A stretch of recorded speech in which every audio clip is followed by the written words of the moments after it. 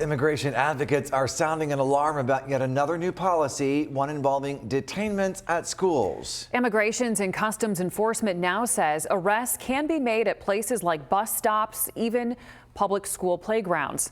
News Channel 3's Colin Roos tonight attended an ACLU meeting today to find out how it's encouraging schools to know their rights. Colin? Yeah, the new ICE rule reverses the policy under previous administrations. It was issued January 21st and reverses a ban on immigration enforcement in what were referred to as sensitive locations. The American Civil Liberties Union now says that rule is already making schools a scary place for kids. These are not our values. Targeting kids and families is un-American. Strong words from immigration advocates critical of the Trump administration's fast-moving detainment policies.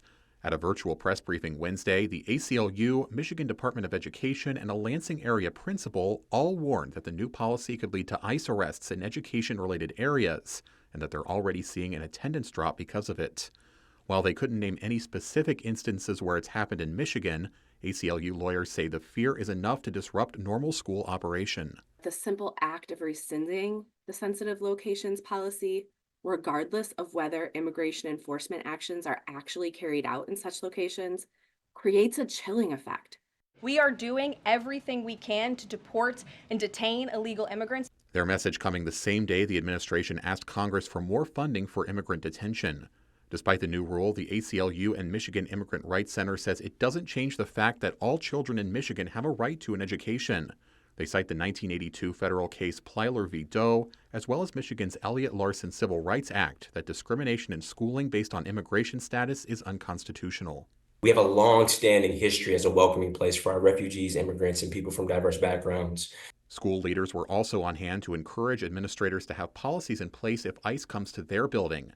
They say that officers are only able to enter non-public areas of schools with a signed judicial warrant, and say signs should be clear about which areas are off limits. They also stress that student records should only be accessible to those legally allowed to see them and to document any action by federal agents. The ACLU says it doesn't give legal advice, but it wants to see Michigan schools prepared. We don't want to live in a world where we have that permanent underclass. The MIRC also directed those at the meeting to their family preparedness guide with contact information for legal services who can help families create a plan ahead of time. We have a link to that on our website, WWMT.com. Live in the studio, Colin Roos, News Channel 3. All right, Colin, thanks for getting